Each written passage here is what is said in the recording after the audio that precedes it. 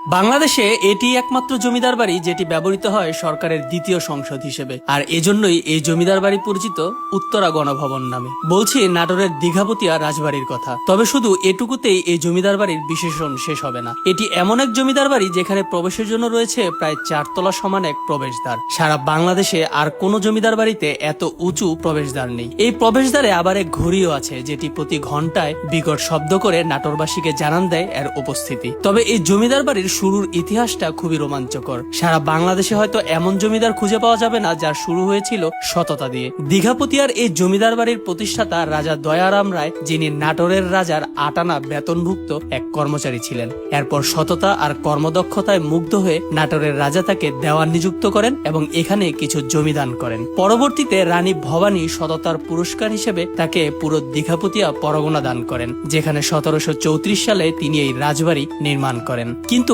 1897 সালের এক ভূমিকম্পে পুরো রাজবাড়ি ধ্বংস হয়ে যায়। পরবর্তীতে দীঘাপতিয়ার ষষ্ঠ রাজা প্রমোদনাথ দীর্ঘ 11 বছর ধরে দেশি বিদেশি বিশেষজ্ঞ, বিভিন্ন প্রকৌশলী আর মিস্ত্রির সহায়তায় রাজবাড়িটি পুনর্নির্মাণ করেন। এখানে রয়েছে কুমার প্যালেস, প্রধান প্রাসাদ ভবন, কাচারি, চাবিঘর, খাজনা অফিস, রানীমহল, গ্যারেজ সহ অনেক স্থাপনা। কুমার প্যালেসের নিচে রয়েছে অন্ধকার কারাগার বা আয়নাঘর। এছাড়া ভবনটির সামনে রয়েছে এক কামান, যেটি প্রায় 200 বছরের পুরনো। দ্বিতীয় বিশ্বযুদ্ধে নিহত এক ব্রিটিশ সৈন্য আলফ্রেড ব্রুমের স্মৃতিস্বরূপ এখানে ব্রিটিশরা এই কামানটি স্থাপন করে। 47 সালে ভারত ভাগের সময় দীঘাপতিয়ার রাজারা ভারতে চলে গেলে এটি পরিত্যক্ত হয়ে যায়। স্বাধীনতার পর শেখ মুজিবুর রহমান এটিকে উত্তরা গণভবন নামকরণ করেন এবং মন্ত্রিসভার একটি বৈঠক করেন।